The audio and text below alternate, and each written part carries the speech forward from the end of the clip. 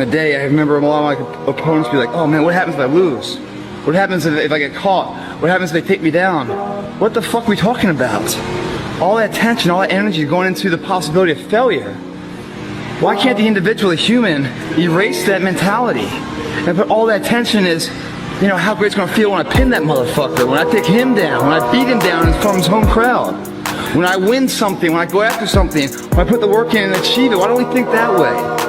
We're always thinking about losing something being taken from us, trying to maintain what we have.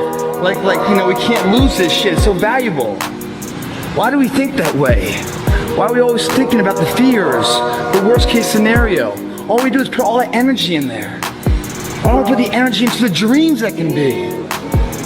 The reason why you're doing that, if you are putting all that time and effort into fears instead of your dreams, it's because you're not doing this enough.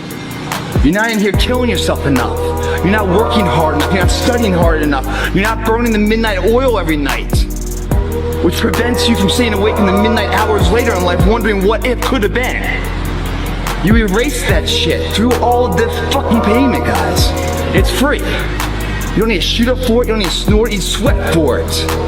And then when you leave here, it's an abdominal will. It's like just been nurtured. You don't think about second place. You think about first, and then the legacy, and building the gap between you and every other fucking person.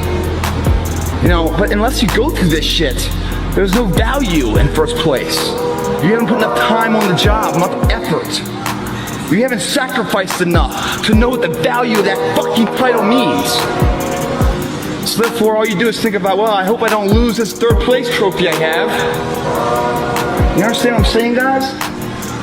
The more and more you do this shit, the more and more it becomes almost impossible to accept second place outside of here.